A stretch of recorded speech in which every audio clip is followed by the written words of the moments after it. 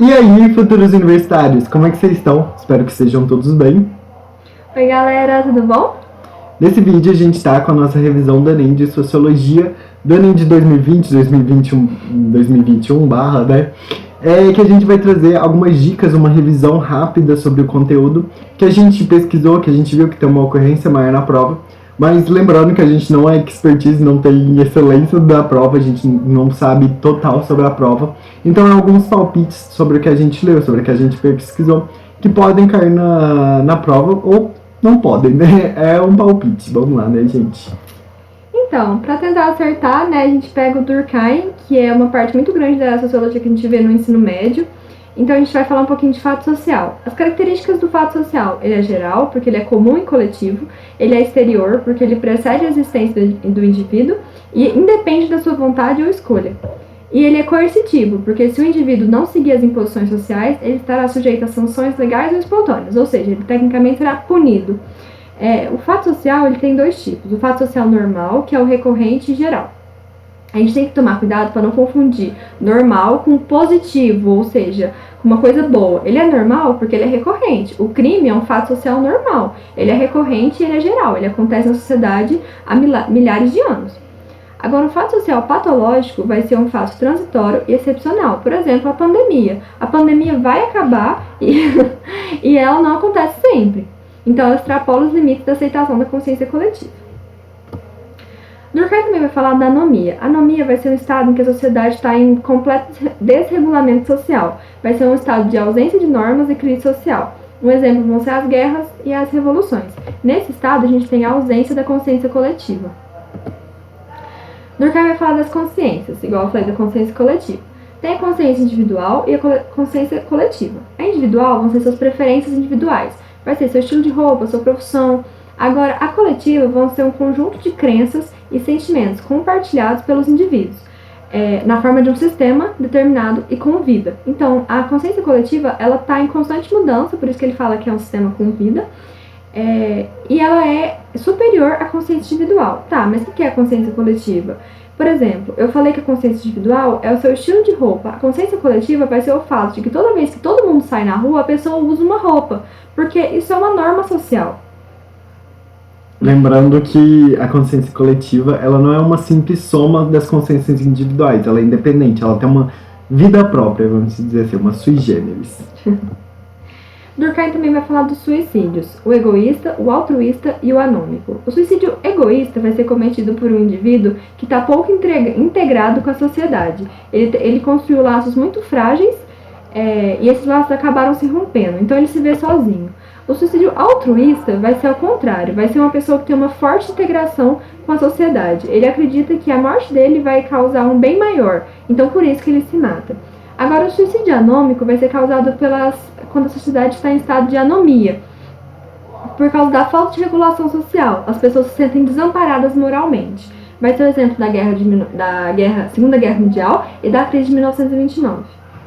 Agora falar um pouquinho de Karl Marx. Bom, Marx é muito importante, independente da ideologia que você seguir. Karl Marx ele foi uma revolução dentro da sociologia, da filosofia, da economia, da análise, né? Então, o que eu vou trazer aqui? A prova pode trazer ou não, depende de muitos, porque referente à ideologia do presidente, de grande parte do governo atual, que é contrário ao Marx, possivelmente não vai cair. Mas o que é importante da gente entender é alguns conceitos básicos que são utilizados em outras questões que não se referem diretamente ao Marx. O que a gente tem é sobre, por exemplo, o método dele, o materialismo histórico dialético, que vai analisar a sociedade a partir das relações sociais de produção estabelecidas historicamente em um processo dialético contraditório. É possível compreender o indivíduo assim. Além disso, a gente ainda fala de trabalho, que vai ser o ato pelo qual o homem altera a natureza e, consequentemente, altera a natureza de suas ideias. O trabalho vai ser a forma, então, pelo qual o homem se apropria da natureza a fim de satisfazer as suas necessidades. Além disso, dentro de Marx, a gente ainda fala sobre relações sociais de produção, que são as formas de apropriação das forças produtivas, sendo elas privadas ou coletivas, e as forças produtivas, que são o conhecimento e as habilidades acumuladas que aceleram e qualificam a produção. Quando a gente associa esses dois conceitos, a gente entra na ideia do modo de produção, que vai ser a interação das relações sociais de produção e as forças produtivas. E aí que a gente entende o capitalismo, o modo de produção capitalista, o modo de produção socialista, feudal, o modo de produção escravista. Por exemplo, o modo de produção capitalista vai ser, os meios de produção eles vão ser privados pela burguesia, então a burguesia vai ser a detentora dos meios de produção, que vai estar em luta de classe com o proletariado, outro conceito de Marx, né? Dentro de Marx também é bastante bom entender, é bom entender a mais-valia, que vai ser o tempo de trabalho excedente realizado pelo trabalhador e não remunerado pelo capitalista. Por exemplo, o trabalhador ele trabalha 8 horas, né? Em 4 horas ele consegue, com o que ele produziu, ele consegue pagar o seu salário e todo o que foi gasto, todas as matérias-primas e os meios de produção, a energia da fábrica. As outras 4 horas que o trabalhador vai trabalhar é o tempo de trabalho excedente não remunerado ao proletariado, que vai ser a espécie de lucro do empresário. Além disso, quando a gente vai olhar para a mais-valia, existem 2 formas de mais-valia. A absoluta, que vai ser o prolongamento da jornada de trabalho dos operários. Então, a partir do aumento da jornada de trabalho, vai se aumentar esse tempo de trabalho excedente e aumentar o lucro do empresariado consequentemente. E a mais-valia relativa, que vai corresponder ao investimento em tecnologia, que vai diminuir o tempo de trabalho que o proletariado vai ter que para pagar as suas despesas, vamos se dizer assim. Não é uma forma boa de utilizar esse termo, né, oficialmente, mas é uma forma de entender. Dentro de Marx também uma crítica que ele vai fazer é dentro da fetiche da mercadoria. O que é? Vai se criar um fetiche, um feitiço em cima da mercadoria. A mercadoria é a célula do capitalismo. E essa mercadoria vai dar uma espécie de vida própria a ela, independente daquele que produziu. Então é como se a mercadoria ela não se olhasse mais, o processo produtivo dela é como se ela surgisse naturalmente sem o homem.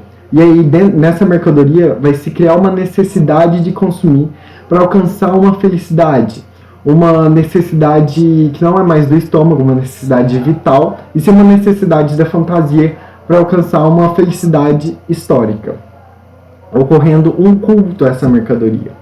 Dentro de Marx, uma coisa importante também é uma associação da sociedade com um prédio, que também vai estar presente no materialismo histórico dialético, que vai ter a infraestrutura desse prédio, que vai ser a economia, o modo de produção, que vai determinar a superestrutura, que é a ideia, o Estado, a ideologia, a cultura. Os marxistas que vieram posteriormente a Karl Marx vão dizer que esse processo é dialético, na verdade. Que assim como a infraestrutura determina a superestrutura, o material determina a ideia, a superestrutura, o Estado, a ideologia, a cultura, vai também determinar o modo de produção, o modo de produção capitalista, socialista. E assim por diante. Agora, continuando com os 3 grandes sociólogos que a gente vê no ensino médio, a gente vai falar um pouquinho de Weber. Weber vai falar da ação social. Mas o que é essa ação social? Ela é toda conduta humana dotada de um sentido, subjetivamente elaborada e orientada para outros indivíduos. Toda ação que você toma que tem um sentido e ela é direcionada a outras pessoas. Esse sentido é o nexo de causalidade entre motivo, ação e efeito. Tá, o que é o sentido então?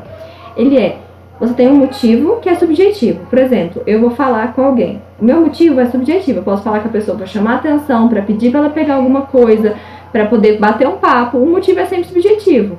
Agora, a ação é o agir propriamente dito. O motivo leva à ação.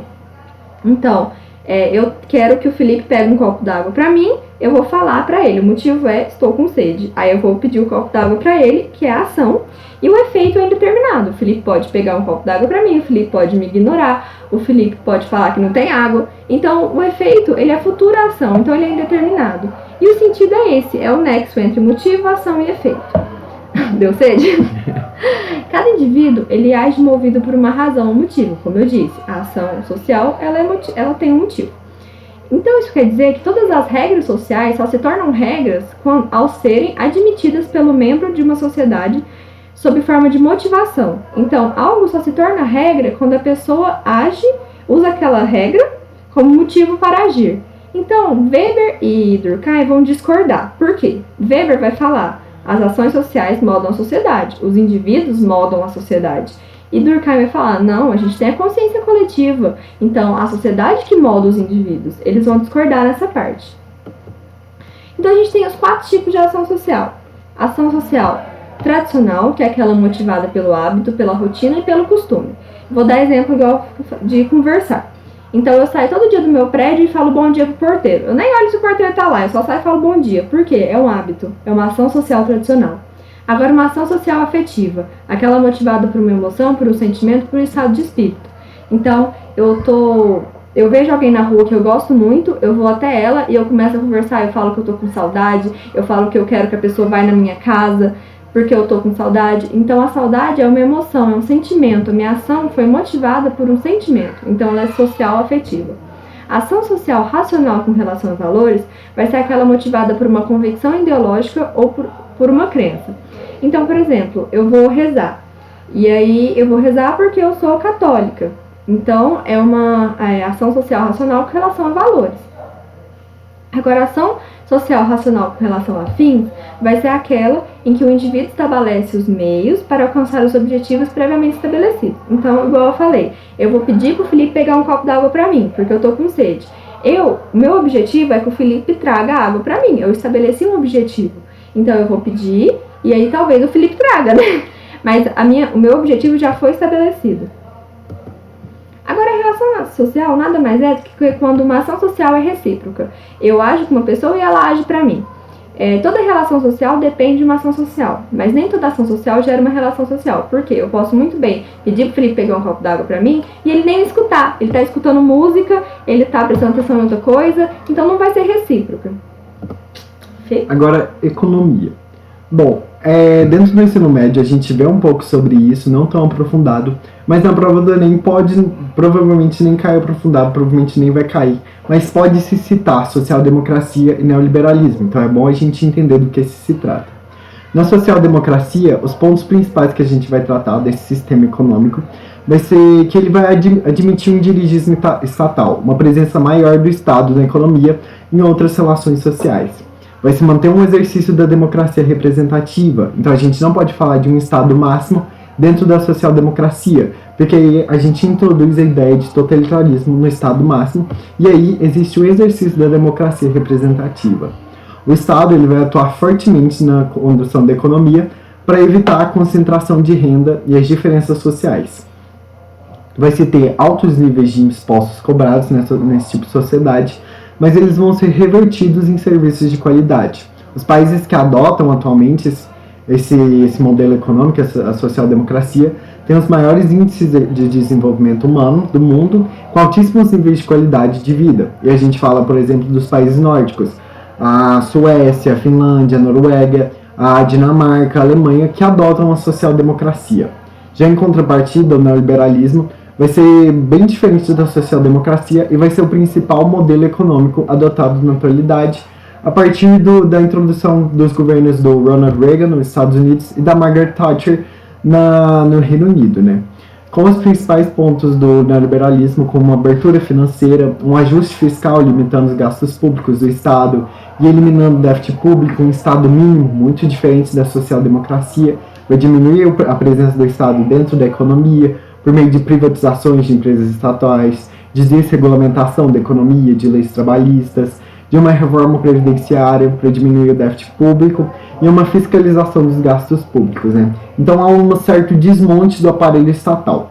Então quando a gente olha para isso, frente ao período que a gente vive na atualidade, do coronavírus, o neoliberalismo, ele acaba por os estados que adotam o neoliberalismo, eles acabam por encontrar obstáculos no combate do coronavírus. Por quê? Com esse desmonte do estatal, é muito difícil do Estado agir frente a um momento de crise, um momento de crise econômica, um momento de crise na saúde, com desmonte da saúde, com desmonte dessa capacidade estatal de agir para conseguir suprir uma falta de famílias que perdem o emprego, que ficam desempregadas, não conseguem trabalhar, por causa, por exemplo, da pandemia do coronavírus. E a partir da crise de 2008, a gente já percebe uma desaceleração do crescimento mundial e que ainda tem efeitos na atualidade. E com a pandemia do coronavírus, isso ficou cada vez mais escancarado, uma crise do neoliberalismo. Agora a gente vai falar um pouquinho de cultura. Eu vou definir cultura para vocês, falando que é uma construção histórica, um produto coletivo da vida humana. A cultura é um processo vai ser o seguinte: o ser humano, ele acumula experiências e ele passa para frente para as próximas gerações. Essas gerações acumulam novas experiências e novos aprendizados e elas passam para gerações futuras. Isso é a cultura. É uma transmissão de saberes. Então, a gente vai falar que não existe cultura sem seres humanos e não há seres humanos sem cultura. Então, a gente não pode confundir com a ideia, tipo assim, sabe quando a gente escuta pessoas falando, tipo, fulano tem cultura, porque ele lê vários artigos científicos, porque ele escuta música clássica, ele tem cultura. Isso não está dentro da definição sociológica de cultura, porque todo mundo tem cultura, todo ser humano possui cultura. Agora a gente vai ter dois tipos de cultura, material e imaterial. É muito simples. A material é aquela que você consegue pegar, é a palpável. E a imaterial é aquela que você não consegue pegar, é a impalpável. Então, a cultura imaterial vai ser as receitas típicas, eu coloquei o exemplo do pão de queijo, as danças, os estilos musicais, tudo aquilo que passa de geração em geração, mas ele não é palpável, não tem como você segurar. Dentro da cultura também eu vou falar um pouquinho de tombamento. O tombamento é só para a gente não confundir a palavra. Tombamento é o ato administrativo realizado pelo poder público com o objetivo de preservar.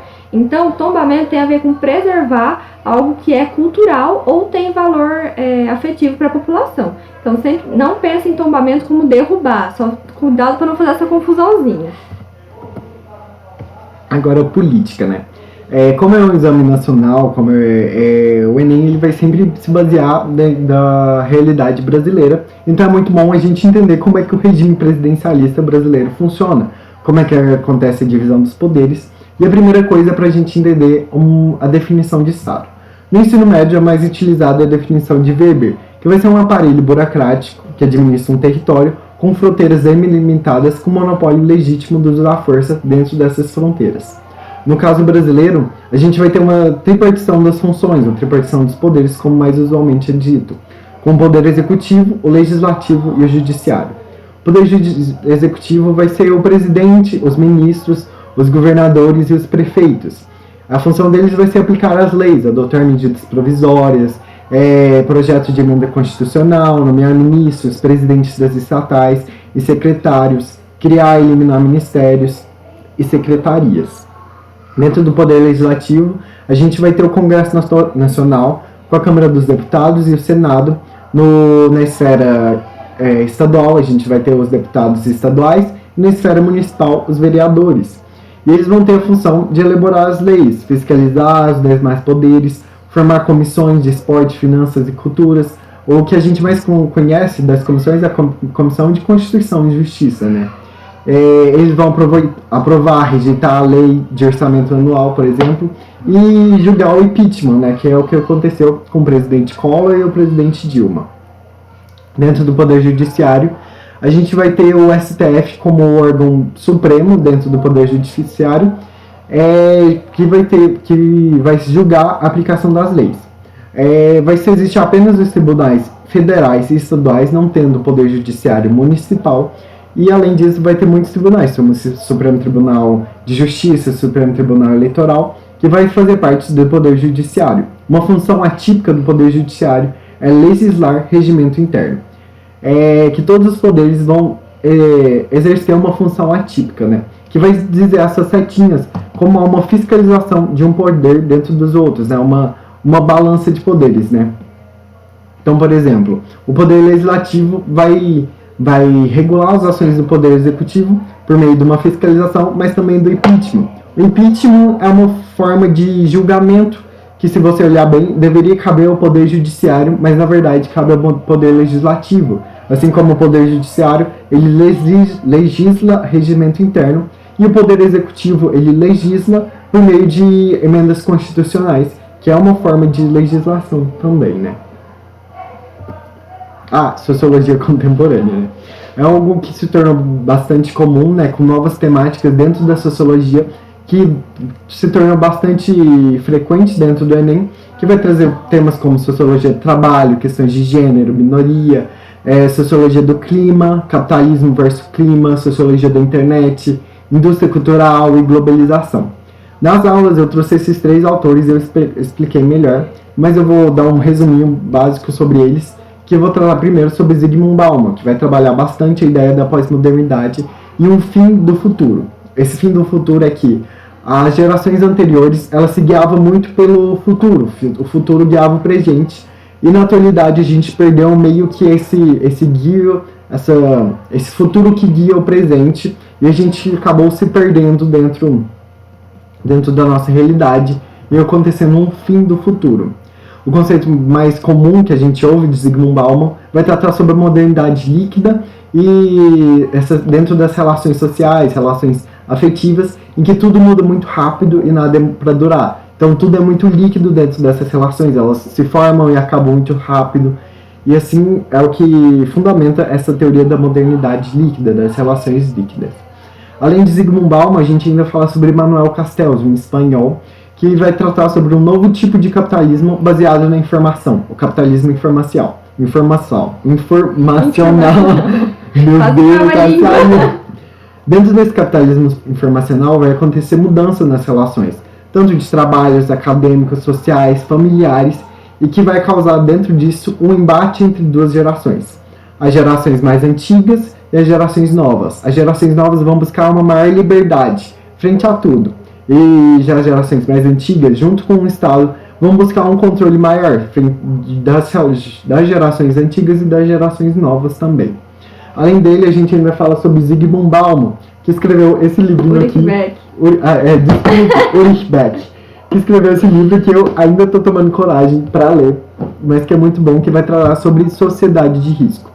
O que é essa sociedade de risco? Vai falar que todos corremos riscos e estamos ameaçados, e vivemos uma sociedade de risco.